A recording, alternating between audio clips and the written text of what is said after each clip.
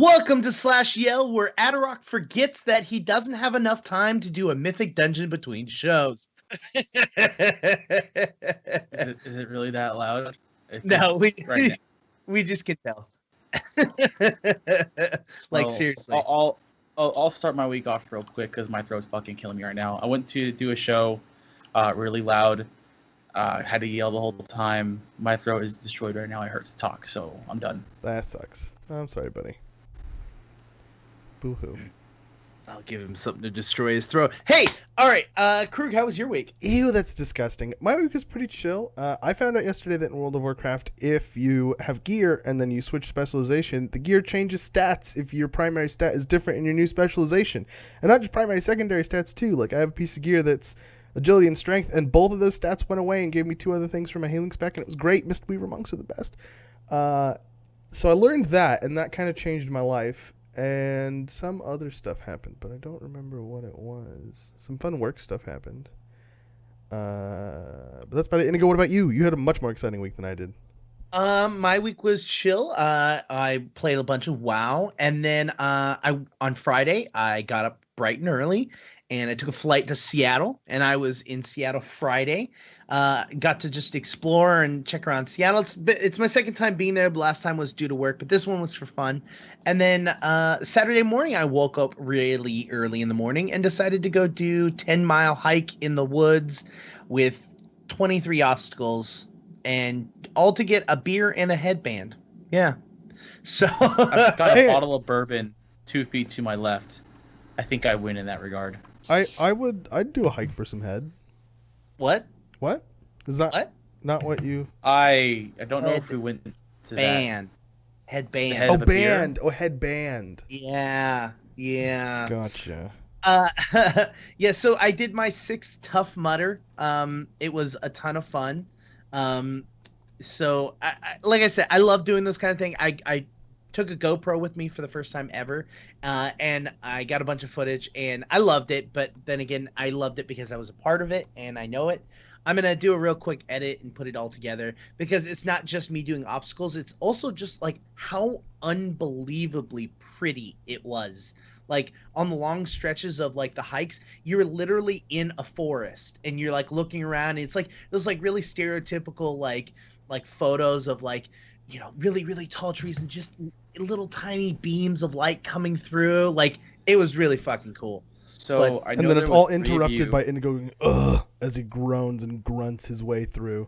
Just, I know there were 3 of you that went to Seattle, yes. And I only heard you and your fiance. Did your third person end up at a cabin where strange happenings happened and a person stood in the corner and she disappeared from the face of the earth?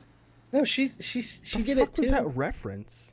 Yeah, I don't even know. The Blair Witch, you fucking plebs. Oh, I haven't seen the Blair Witch because I enjoy quality movies. Hey, do you want to hop into Slash Yell? You still haven't even seen Predator. You have no say in quality movies. All right, we're going to go straight into this week's news. So the first thing we're going to go over, if this is the first time you've ever been a part of the show, we actually go through as alphabetically as we can. And so we're going to start because some of us alphabetically as we can. Sometimes we forget the alphabet, so we can't. But when we remember the alphabet, we get it right. Exactly. So first and foremost, it's Blade and Soul we're going to talk about, which they have added a spectator mode for their 1v1. And this is going to actually be coming out with their expansion that comes out on October 5th, which is Ebendrake Citadel. Nice. Good pronunciation, buddy. Yeah. So if you want to, it's actually a step-by-step. It's pretty easy. It's kind of very similar to how you would normally queue, except for you're able to view what current matches are up, and you can actually choose which match you want to go into and watch. I think this is really interesting, and I think it will help because this game is very much about PvP and about, you know, one-on-one, and getting to watch other players that aren't necessarily just streamers is very interesting, because then you can see other players that are succeeding in your class and seeing how they're doing, what they're doing differently than what you are doing. Well, it's not just that. They even say in their post, While there are a number of excellent tournament organizers already managing high-level online tournaments, the addition of an official spectator mode with unique broadcast layouts and camera controls will help elevate them to the blah, blah, blah. So they're very clearly targeting fucking the competitive scene and, like, the broadcast scenes. They want their thing to become an esport, which I don't think is going to happen, but okay, cool. And Blade and Soul is currently being worked on by the same people that WildStar was created by, and so they're actually, I think they're pushing forward on this what people were begging for in WildStar, which is a spectator mode for the PvP matches, so that people could host these tournaments, could make these things and make it viable versus people going, all right, everyone come to my housing plot that I built an arena and then I put a bunch of glass panes and I'll just go in first person and everyone can watch my stream. Yep. You know, like not an adequate solution. Yeah, exactly. Although I will say community innovation at its finest, but still not good enough to stream something officially. Like, yeah, like you'll have the homebrew tournaments but if somebody has, like, you know, a tournament with like a $50,000 prize pool, like, you're not going to be watching it through glass panes, not planes. They aren't glass airplanes. That doesn't work on any level, and is also astoundingly wrong. Hey, why don't we talk about EverQuest so that I can stop being wrong about stuff? I mean, this quick. So a while back, I mentioned that EverQuest has a Finagil server, which is going for progression, correct? So you start off at the very base expansion, and then every set number of months, the lineup expands to the next expansion in the series. Recently, we talked about, maybe 4 to 6 months ago, we talked about Ruins of Kunark and then Scars of Belius showing up. Well, as of next week, if you still play EverQuest or are curious about it and want to go old school and hardcore, Shadows of Lucen shows up on Finagil, which is like Space Cats and Shaman Ranger Beast Lords show up, and they're whalers on the moon with their sharp harpoons. Yep, that's September 28th. The 4th expansion for EverQuest is going to drop into the Finagil server. I don't know what Space Cats means because I've never played original the Vashir is a playable race introduced in Shadows of Lucen. And Kitty they're like cat people. Oh, well, that's cool. So I'm gonna stop now because it hurts. AKA that's a what boss she fight said. Just came up. Are you still in the dungeon? Unmute yourself and answer my question. I'm actually more paying attention to you guys in the dungeon. But you are in the dungeon. So okay. the answer is yes. So the answer is yes. I want to know how long it's going to take him to finish. He started it. Honestly, we still have 3 more bosses left with 5 minutes on timer for Mythic 2. It's Mythic 2 and we're not going to finish it. Our Disciplined Priest does not know how to conserve mana and cannot keep our tank up for the life of him. I don't know why. Like, I'm playing an Enhancement Shaman and I'm wrecking fucking shop right now, and not like my EP-'s so huge. I don't know why the rest of our group is so far down on survivability and damage. Wow. But like I said, I'm more concerned on this because I'm DPS. I can multitask. Adrock on his high horse over here. Neverwinter Online. I actually think this is pretty cool. I don't really care much when we talk about Neverwinter Online, but this piece of news is okay. Pretty nice. So there's 2 things that's really, really cool about it. First of all, the artwork is fucking amazing. So Neverwinter is actually going to start selling official Neverwinter merchandise. I put the link in chat, and for those people who are listening to the podcast or watching the video version, go to the official note page and you have to click on it. This artwork is really, really awesome. It's different themes for different dungeons that they have in the game and different mob bosses. It's really, really awesome art. And then they're actually working together with Redbubble, who are putting this together. And it is like you can get an iPad cover with this, a T-shirt, a sweater, a laptop skin. So Redbubble's one of those things that just takes any kind of art and puts it on whatever you want it to be on, right? Exactly. Essentially, yeah. Gotcha. And they take like a 20% price cut. It's kind of bonkers how much they take. Yeah. So they've got all these different products that you can put together. You can put them on fucking coffee travel mugs or a throw pillow. Put them on cards. Yeah. You can put them on anything. They're stationary. Oh my God. If you ship them your kid, they'll give him a tattoo. Anyways. But one, it's the artwork is awesome. The second is 100% of the proceeds is actually going to Extra Life. So they're not even really making a profit off of this. They're actually going and sending all of that money over to a very amazing, a very great charity. So if you guys, even if you don't play Neverwinter, like you have to check out this artwork because it is really great art as in of itself. It's very Mondo-like. Yeah. So if you don't know what Mondo is, they specialize in movie posters that are handcrafted with like the badass parts of the movie or like awesome design-wise posters. Check out Mondo. Check out these posters. It's a really fun combination. You can put them on mini skirts, on scarves. Ooh. Next. I might want a scarf. Oh, it doesn't even show you on a person what the scarf looks like. Lame. Oh wait. Yes, anyways. Okay, we're good. So we're blasting through this week's news. There's not much this week. No, it's kind of slow, but we're gonna go over something that we didn't talk about last week, but we're gonna talk about it now. But what's how do you pronounce his last name? Chris Metzen. Yes. He is one of the or as they call him, Thor, or not Thor, Thrall. He's Green Jesus. Yeah, he's Green Jesus. He's the voice of Thrall. He also does a couple other voices in the other games. He's one of the lead designers. He's been a part of World of Warcraft. He's been a part of basically all of the Blizzard games. He's been there for 24 years, and he has said, "I'm out." So he's gone. He's retiring. Well, that having been said, Blizzard will be closing its doors in early October. He's got more money than we'll ever see, so it's not like, oh my god, he's leaving because of creative differences. It's like, no, it's like, yeah, I'm good. He's just leaving because he has reached an amount of money that is adequate for the rest of his life and the life of his children. I mean, someone have pointed out that the journey of Thrall very much mirrors Metzen and his development, and when Thrall started having a family and settling down and having kids, Metzen was in a similar situation, so he wrote Thrall very much like that. And he mentioned that, development of World of Warcraft and Blizzard stuff in general took a real big toll on wanting to be the kind of father and husband that he wanted to be. And he realized that he was in a position to walk away and still be financially stable and take advantage of that. So he did. But it's not just him leaving, though. No, it's also Craig Amai. Yep, because I'm great at names. And he's been there for 10 years. Yeah. He was their lead quest designer. So if you played World of Warcraft and you did any quests that weren't in a dungeon, then that's who that guy was the head of all those quests. Balancing them with lore, balancing them with difficulty, and that kind of stuff.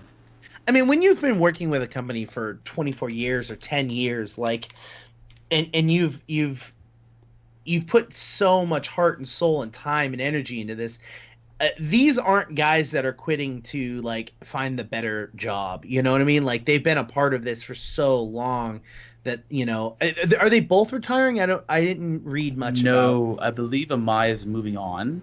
Okay. I believe he's starting up a new company, and for guys like this, and like for developers like this, when they leave a project, it's not so much of, like I said, a burnout, like, oh, it's a sinking ship. It's like, I've been here for a long time. I'm trying to avoid burnout. You know, sometimes the best way to avoid burnout is to take a vacation, and for a personality like that, is a vacation's a new opportunity and a new job. That's a vacation, something new. Yeah, exactly. And he's not moving to another company. He's starting his own company. Is that correct? I believe so, yes. Yeah. Yeah. When you've worked for Blizzard for that long, I mean, it's really hard to go up without starting your own. Yeah, without starting your own company. Right. I still gonna say congratulations, like, to both of them. Like, being able to retire and spend time with your family and help them. Being able to be on one team for more than 5 years is impressive for video game development. Absolutely, it's huge. I added something last minute to the notes, which is the September 21st hot fixes that we got for World of Warcraft. So one of the really cool things that they had is for the companion app. The Artifact XP World Quest now show a single icon on the map. Time now displays top 2 units in the most places. Then there was some, and that's for the companion app. And then there were some class changes for the Druid, Mage, and Warlock. And then for Maw of Souls, they fixed an issue where disconnected players became stuck. in one of the cages, by the way. Are you serious? Yeah. So they would actually get DC'd and come back, and they would be inside one of the cages. What a troll. Yeah. Did somebody put that in there? Like a dev put that in there to troll people and then just forget to take it out? Like, what's going on? That seems like a very specific bug. Maybe, I don't know. But yeah, so you guys gotta check those out. There's quite a bit of them. It's just a hot fix. It's not a full on patch. So make sure to check it out. Okay. Disciplined priests now heal 15%. Oh, I'm sorry. Now deal 15% less damage in PvP, and all other healing specs now deal 25% less damage in PvP. That's interesting. Since all healing specs have had their intellect increased, detailed below, to increase their healing, we've lowered the amount of damage they do against players by 25% from 15%. Disciplined priests are intended to do more damage than other healers, and so their damage done is only decreased by 15%. Gotcha! Disciplined priests are OP. Thanks for the dexplanation, Blizzard. My Blizzardy friends. Yeah, that's cool. I can dig that. So that's it for our main gaming news for this week, or I should say main MMO news for this week. We're actually going to move into my favorite section, which is LFG, where we discuss games that are in beta, in alpha, or on PTR, games that you guys can't get a hold of readily, that we can talk about right here. So, Adrock, I believe you're the one that found this piece of news about Dark and Light. Dark and Light, they basically had an interview with MMORPG.com detailing what else is going to happen with the game, like how is this going to work? And they basically said they're taking a lot of cues from survival sandbox games for their approach to how players do pretty much everything, from settlements / housing to crafting to PvP. They're relying very much on that experience to shy away from the old school MMO version. So it's like that's mainly what it is. It's not a very long interview, but it's interesting because we've seen this trend happen more and more of games like moving on to a different genre to kind of keep themselves relevant. Yeah. So I think it's kind of cool. And they're also saying there's technically no quests. Once you do their little mini tutorial in the beginning, their narrative explanation tutorial, you will just be put into the world and just go explore. I love Minecraft. Just go find out and see what happens next. And that's interesting. But they're saying there won't even be a traditional way of helping find the continuing narratives, which is that sounds a little like not like No Man's Sky, but that sounds like it's vulnerable to the same issues of No Man's Sky. Like, oh hey, you're in this world, go explore. All right, there's nothing to do. This is way too massive, and I don't know where to go, and I'm bored. Yeah. How do I find something to make me unbored? Well, you just gotta find it. Okay, well you could go fuck yourself. I'm not gonna play your game. Yeah, give me some sort of breadcrumbs or something. Like let me figure it out. But like, I will say, if the environment's entertaining enough, the way they explained it was very much like, hey, there you go. You're now here. Welcome to Black and Daylight or Dark and Daylight. Dark and Light. Yeah, Dark and Light. The fuck, whatever you want to call it. It's such a weird name. God, I guess that boss fight's pretty rough right now. Like I said, you guys have my attention, but my throat hurts, and I'm joking. Oh my God, I'm making fun of you. All right, I'm gonna move on to my favorite game in the world. It hurts the tongue. Then shut the no. Whoa. We're gonna move on to Crowfall because it's amazing. You're saying and it's wonderful. You're saying that as though there are conditions to it. Of what? Crowfall? Yeah. No. You're like, all right, we're gonna move on to Crowfall. But if you talk anymore, I'm going to turn this car around. It's like the last part of your sentence. So Crowfall does this series called Fly on the Wall, which is supposed to be a camera set up in a room where they're just discussing something. I believe last time was sound effects and how sound effects the druid. They did the sound effects for the druid. And it was basically the sound designer giving his presentation to the art director and some other fuckers that I don't remember their job titles. And it was like, oh yeah, are you going to make that sound like that? And he's like, oh no, that's just a placeholder. But listen to this part. This is the part that I want you to listen. Oh, okay, yeah, I like that. That's good. And then they start cursing, and then somebody's like, you guys know you're on camera right now, right? And they're like, oh, we would have cursed less. It was funny. Anyways, I love these videos so much. So this one is fly on the wall harvesting. So they're actually talking about harvested items like for copper and iron and gold, and how it's going to affect the world, and how different tiers of different harvesting nodes are going to affect. So because in this world, from what we've come to understand, it's not going to be zone like level specific zones like World of Warcraft, where you're going to go here and you're going to only find copper, and then you're going to go to the next zone and then you're only going to find silver, and then in the next zone you're only going to find gold. It's not going to be like that. The world continuously gets destroyed and recreated over and over again, and so you have free reign to explore anywhere you want. So that means that nodes or specific types of nodes can't be region specific, because it's going to not make sense. Like, you're going to be top level and you're going to be mining copper because that's going to be the most readily available tiered item, while everyone is going to be fighting over the higher nodes that you're going to have to go and find. And so they're discussing, well, why would it, like, if we've got all this copper all over the place, how is that going to affect people that are at the top tier? Like, how do we want to deal with that? And they were discussing like possibilities where it's like, when you're at top tier and you're trying to craft an item, you're still going to need low end stuff. But since you're already able to make low end stuff, it's not going to really affect you. So they discussed really briefly that maybe possibly they get rid of your ability to do lower stuff as you get higher. Like, currently in games where it's like, you've got an orange tier that you're guaranteed to level, then a green tier, you're like maybe, and then a gray where you don't level at all. Or they're talking about once you hit that gray tier, you actually you can't do it. You forgot how to make that specific item, whatever. And they're like, you are a god. You are a god that does not need a tool in order to harvest minerals from the earth itself, and yet you forget how to make recipes on a schedule. Yeah, and so they were like, I move things with my mind. Yeah, and they're like, what side's the pointy side of the fork? Yeah, right. Yeah. And so they're like, while that works like crafting wise and having to get people to make stuff for you or gather stuff for you at higher level, they're like, it doesn't make sense lore wise, and it's not a fun game commit. No, forgetting stuff is dumb. Like, hey, you got this really cool ability at level 3 that you learn how to play the game with. Oh, and then you forget how to use it. Now you have to learn how to use this other ability. Fuck you.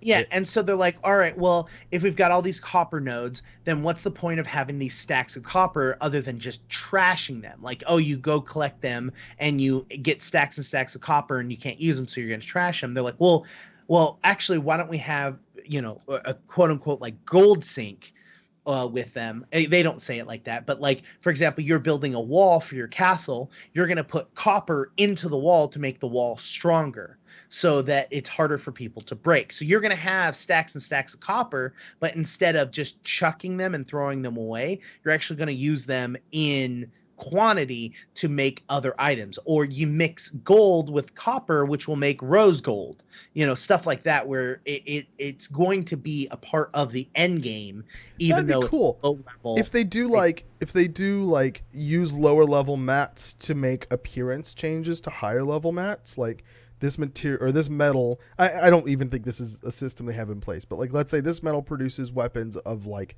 this kind of dull green color, but then you add like, I don't know, silver to it and it makes it brighter, or you add some other like, copper and it makes it more red or something like that. That would be cool. That is not a system that Crowfall has in place currently, so don't go fucking quoting saying like QueueTimes so that you were going to make things red with copper, and then they'll be like, who the fuck's QueueTimes? Kill them.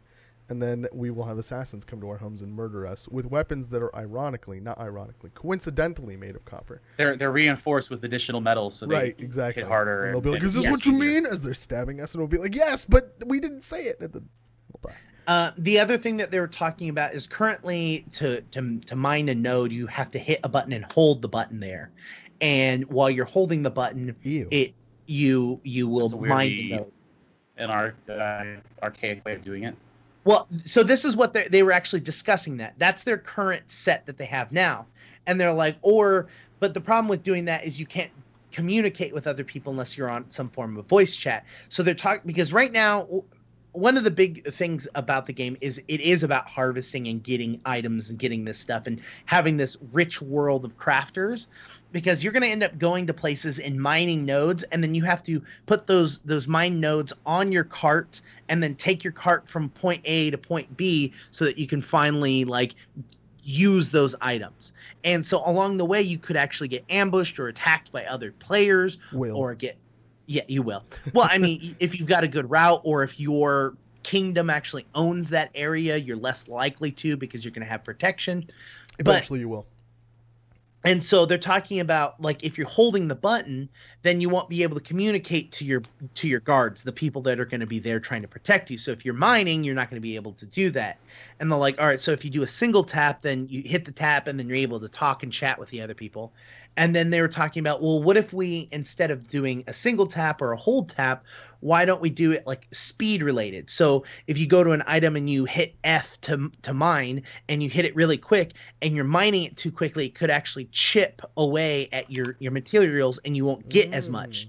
And so you actually have to do kind of like a DDR time-based mini game. And these are all just ideas that they were discussing. They didn't come up with a conclusion at the end of this. Well, and they know they can't make the mining key F, right?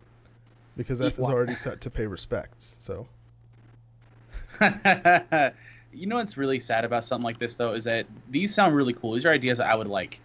And I know a lot of players are always clamoring for, make crafting and harvesting more fun, because I don't like it when I just click it and it rolls. But then a month after the game is released, I don't like playing these mini games. I'm harvesting and crafting because it takes too long. It's so dumb. Why are we doing this? I'm like, you motherfuckers. This is why we can't have anything nice. Yeah, they want rewarding crafting, but they also want crafting that they can get through immediately so that they have gear of appropriate level that they can make. Those are the problems. And this is the thing is they're actually talking about two completely different play styles within harvesting. There will be the harvesters, and then there will be crafters. Like normally people are, I'm going to go harvest my goods and I'm going to go craft my own goods.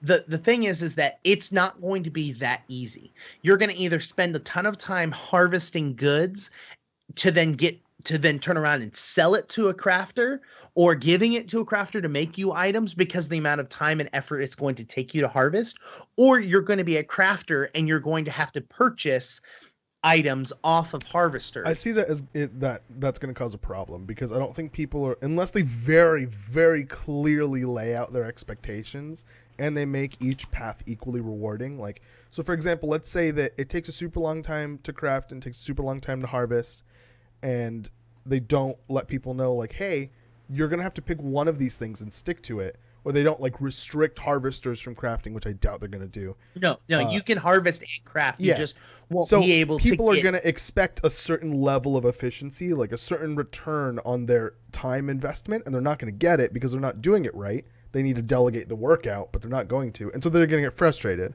Or, on the flip side, they're going to, like, make it clear, like, hey, harvesting and crafting are, two separate things. You need to pick one and do that one, and then have somebody else do the other one. And then people are going to do that, but they're not going to, like, balance the entertainment level. Like, one of them is going to be super fun. The other one's going to be just kind of a boring fest. And they kind of talk about that, because they're talking about how they're going to do harvesting and crafting. And they're saying because they're going to be two completely different play styles, that it's going to draw different types of players. That's their idea behind it. You can harvest and you can craft at the same time, but they're going to be two different play styles. So you're going to go, oh God, this is a drag to harvest, or some people are like, this is going to be a drab to fucking craft. So that's kind of like their idea behind it, is that they're going to make them fun, but they're going to make them fun for different types of people, like Spreadsheet Boy versus Action Man. You know what I mean? Like. It's going to be information like that. And I think other games like Final Fantasy does it, where there's like harvesters, where like you have to go and check on a harvester and you have to put it in the right place, and then like you have to guard it. Does that make sense? Yeah, it does. Yeah. I'm just saying there are multiple ways they can fuck this up, and I hope they don't. 100%. And again, we're still in alpha. And right. This is, and the whole I'm not point making any quality judgments. I'm just saying. Oh, yeah. These are the pitfalls I see. Please don't step in them. No. On a slightly tangential note, I miss Immersive Girl. I know. I hit her up on Twitter randomly, and I don't get anything back from her. So #Immersive Girl. Are you still in your dungeon, by the way? This is the dungeon check. Are you joking? It's been an hour. That's horrible. Your group needs to disband. I'm quite surprised. I'm quite surprised and actually a little upset. How many bosses? We still have 2 more bosses left. For some, I don't know why. I want to spectate this so bad. Dude, it's standing in the fire. This is like, look, rule number 1, don't stand in the fucking fire. For those of you listening to the audio version of this podcast, that's really what it is. Wow, you lagged out right as you started screaming, and it made it sound really fucking weird. And what the best part is we haven't used Zencaster today at all, so you're gonna get that shitty audio. Ooh, yay! This is the first time the fucking the podcast plebs gonna hear that. Ooh, that's what I'm calling people that listen to our podcast now. Podcast plebs. What's up, guys? So who wants to talk about City of Titans? Because I don't know anything about it. Adrock does. I watched this trailer, and it didn't really get me that excited. Like, so we're going back to alphas again here, where City of Titans is essentially a spiritual successor to City of Heroes. And I really put this up because City of Heroes is a place in a lot of MMO players' hearts, because they're sitting there going like, yeah, it was something cool. I didn't have to do Lord of the Rings anymore, or I didn't have to do World of Warcraft. It's kind of done and over. And I kind of have to agree. I really miss a good superhero game. Like, you've got DCU, which is all right at best. Marvel Heroes 2016 is a Diablo style game, so that's not going to quite work at this case. Their super alpha-y, as in like their development videos, are still wireframe figures and untextured world items. But they were kickstarted in about 2013, and they've been on constant communication, or relatively constant communication, about the state of it. So it's actually kind of really cool to see. I mean, that's like the most I have on it. But Croog is right. Looking at the videos, it's not going to set the world on fire, but it's kind of cool to see that like they're just as alpha as Crowfall is, and going like, this is the bare bones. This is what you're watching it happen. I appreciate the idea. Like, I am down, just like the next guy, to have a superhero game that stays around, first of all, and, you know, lets me customize my superhero. What kind of powers do I have? And, like, so on and so forth. As long as I don't have to wear a cape. Capes are weird. But it's just, like, it didn't... I don't think they should have released it, really. Like, it didn't have an oomph. Like, even the animations, like, you know when a superhero falls from a tall place and then they land and they do that, like, one fist to the ground, and like they're on one knee, but one knee is like the Captain Morgan thing. Did you watch Deadpool? Yeah. Yes. Okay, I was gonna say. Are you joking? I watched it about like 4 times, man. Yeah, it's superhero landing. Yeah, the superhero landing. Yeah, just to totally fucks with your knees. Yeah, that's what I'm talking about. It doesn't have this. They just kind of like calmly like stop moving. Like I don't know. It just doesn't. And it's an Unreal 4. Like, is it? Did I read that correctly? It's an Unreal 4? Yeah, Unreal 4. That's what they're saying. So it doesn't look like Unreal 4 either. It doesn't look like Unreal City anything. Heroes and City of Villains also had animation like oddities. And same with like there's still, you could also play Champions Online, but there's still like, yeah, for some reason the people making these superhero MMOs or that had made them, they always felt a little like B tier in terms of animation quality and aesthetic. It did feel beat. I don't know why, but whenever I play a superhero game, it's not like Smite's not a superhero game and it feels awesome. But I've played like what's the Diablo superhero game? Marvel Heroes. Yeah, Marvel Heroes. That's what it is. Yeah. It just feels like worse Diablo. Like, it doesn't feel good. Diablo feels way better than it.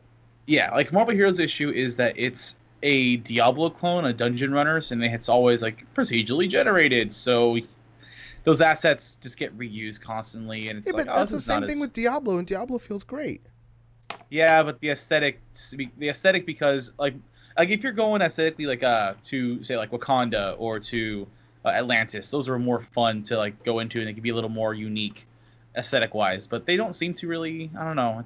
I agree with you. It always feels like something's just. Anyways, hopefully they get it right. I understand it's an alpha, so I'm not going to make any like quality judgments about the finished product based off of the shit that I'm seeing now.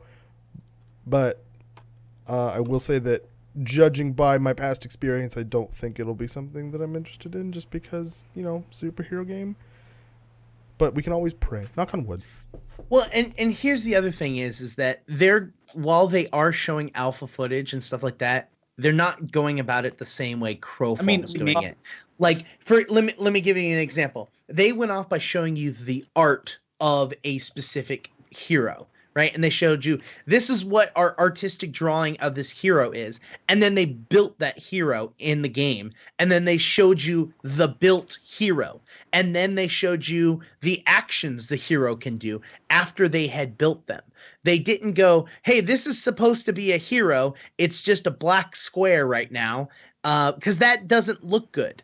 Or like, hey, this is the environment in it, and you see fireworks. They showed us like finished artist renderings, and then they showed us like the process they took to complete the character model, and then the process to complete the animations. So they're showing us like semi-polished. I wouldn't even say semi-polished. Mostly complete stuff. Definitely not polished stuff by any means. And then like we can see the wireframe stuff in like videos and content and interviews and stuff like that. But the stuff that they released at least had a certain level of polished by the time it reaches the public, you know? Exactly. I think also it's like the real world aesthetic for some reason just feels not as unique as a fantasy or sci-fi aesthetic. The only one that I ever think does well with the real world aesthetic is the Secret World. Like the Secret World was great. Somehow are able to mix that fantasy and real world aesthetic really, really well. Well, but this is the problem with the real world look is that it does age the game quicker, significantly quicker. Ages it really badly. Yeah, a game that has the real look, you know, when the next, you know, Unreal Engine comes out and you're like, well, I thought that last one looked real. This one doesn't look like you know what I mean? Like it has gradual steps while the fantasy look is a specific art style. It's a specific direction, you know? It's very different. Yeah. So I don't know. We'll keep an eye on it. Hopefully it works out. I have nothing but hopes. I wish them nothing absolutely. But well. I will never tell a company to not make an MMO. Like I want to see your style. I want to see you try to bring high-res MMO. I'd play it. I'd play the fuck out of a high-res MMO. Would you? Yeah. How about a palette? No, shooter. Who makes Smite? High-res. That's what I said. Sorry, I'm done. I'm done talking. Yeah, I was gonna say, what are you going for here? I'm like, would you want to play a high-res developed arena shooter? / Overwatch clone? That's what it is? I want to see. How's this? I want to see someone play a Halo, or not Halo, but like a Bungie made MMO. Oh wait, that exists and it's shit. Awkward. Not gonna get into that title. Anyways, that's the last bit of news that we have this week. Shit, kids. Short show. It is a very short show this week, because you know, in itself, we are kind of a shit show. So, that being said, I am Indigo. If you guys want to get a hold of me, you can get a hold of me on Twitter at IndigoQT. If you want to email me, you can email me at indigo@QueueTimes.com. If you want to hit us, all of us on Twitter, you can hit us at _QueueTimes. Adderrock, what about you? Where can people find you?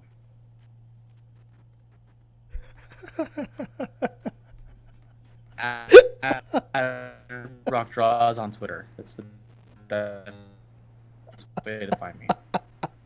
It hurts to talk.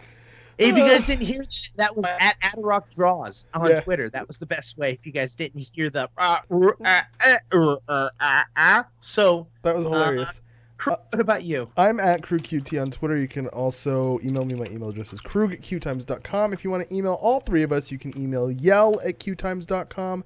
And if you want to try to reach us via carrier pigeon, send them to longitude 27, latitude 114. I don't even know if that's how longitude and latitude work. Also, don't send anything there because that might be in the middle of the ocean. Thanks for checking out the show. We hope you enjoyed it. If you did enjoy it, leave a comment, leave a like, leave a review, leave whatever the fuck it is that your medium of viewing this episode allows you to leave. And if you didn't like it, also leave it. And be sure to tell us why so that we can make ourselves better for your faces. Because that's what we want to do. We want to make a good show. And if you don't tell us why it's not a good show, we can't make it better. Exactly. Yeah, so there's that. Thanks for checking out the show. We'll see you all next time. Mwah. That creeps me out. I every know. time. I understand that. Stay out of the fire. That's a good fucking sign up thing.